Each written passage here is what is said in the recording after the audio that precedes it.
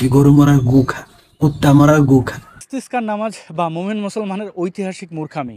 ওই হাত উল্টে ইস্তিসকার নামাজ পড়ার দরকার হয় নাই। এবং এই মুমিন মুসলমানরা যেভাবে ইসলামটারে হাস্যকর বানায় আমাদের বিনোদন দিচ্ছে। আসসালামু আলাইকুম রহমতুল্লাহি ওয়া বারাকাতুহু। সবাই কেমন আছেন? আশা করি ভালো আছেন।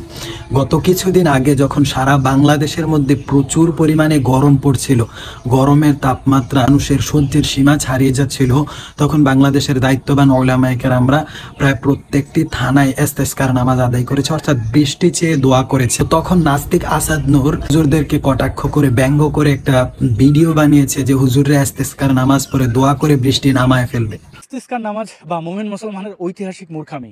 ওই হাত উল্টে ইস্তিসকার নামাজ পড়ার দরকার হয় নাই। এবং এই মুমিন মুসলমানরা যেভাবে ইসলামটারে হাস্যকর বানায় আমাদের বিনোদন দিচ্ছে। তো আমার কথা হচ্ছে, হুজুররা দোয়া করে বৃষ্টি নামাক বা না নামাক, বৃষ্টি তো হয়েছে।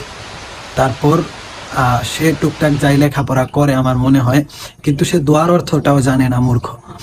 দোয়া মানে হলো জাস্ট চাওয়া, দেওয়া বা না দেওয়া এটা সম্পূর্ণ আল্লাহ তাআলার উপর নির্ভর করে, আল্লাহ তাআলা দিবেন কিনা। সে আরো বলছে যে বৃষ্টি বর্ষণ করতে চাইলে এই দোয়া ধরে সে কোনো কাজ হবে না, আরব বিশ্বের মতো দুবাই সৌদি আরবের মতো নাকি ক্লাউড সিডিং করতে হবে। ভাবে যদি আপনি বৃষ্টি ঝরাতেই চান তাহলে বিজ্ঞানের আশ্রয় নিতে হবে, দোয়া দরুদে কাজ হয় না।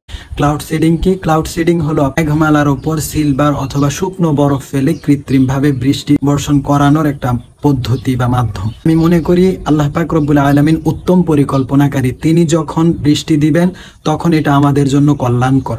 এই গরমটার মধ্যে হয়তো বা কোনো কল্যাণ নিহিত রয়েছে, এই জন্যই আল্লাহ তাআলা দিয়েছেন। আরব বিশ্ব এই যে দুবাই ক্লাউড সিডিং করেছে, তাদের দেশে নিজেরা কৃত্রিম বৃষ্টি নামাতে গিয়ে পুরো বন্যা বানিয়ে ফেলেছে। সুতরাং আল্লাহ তাআলার সিদ্ধান্তের চেয়ে বড় সিদ্ধান্ত নাই।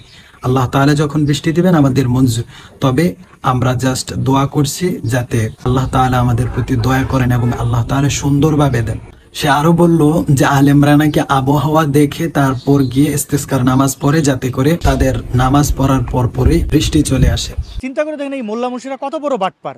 আবহাওয়া বার্তা টের পেয়ে তারা তাদের অনুসারীদের নিয়ে রাস্তাঘাটে জমায়েত করে কি করছে, হাত উল্টো করে নামাজ পড়তেছে। এখন একটা কথা হলো কি, যে নিজে বাটপার সে সবাইকেই বাটপার মনে করে। আমি আসাদ নূরকে বলতে চাই, আলেমরা তোমার মতো বাটপার না। আরেকটা কটাক্ষ করেছে যে বিষয়টা আমি নিজের মুখ দিয়ে বলতে পারবো না। জ্ঞান সম্পর্কে বিন্দু পরিমাণ কোনো ধারণা নাই, কোথায় ঝড়ের দরকার, কোথায় বৃষ্টির দরকার। আল্লাহ তাআলার পরিবেশ সম্পর্কে জ্ঞান বা আবহাওয়া সম্পর্কে জ্ঞান সম্পর্কে কথা বলেছে। আল্লাহ তাআলার যদি পরিবেশ সম্পর্কে জ্ঞান এবং সহনশীলতা না থাকতো, তাহলে তোমার মতো আবর্জনাকে আল্লাহ তাআলা এই পৃথিবীতে সৃষ্টি করতেন। তারপর সে আলেমদেরকে এবং মুমিন মুসলমানদেরকে ব্যঙ্গ করে।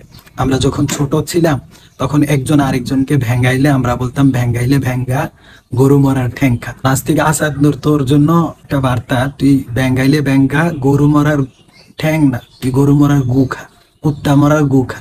সে দেখি সব সময় মুমিন মুসলমানদেরকে ভেঙ্গায় ভেঙ্গায় কথা বলে, আর মুমিন মুসলমানদের জন্য তার খুব বেশি চিন্তা।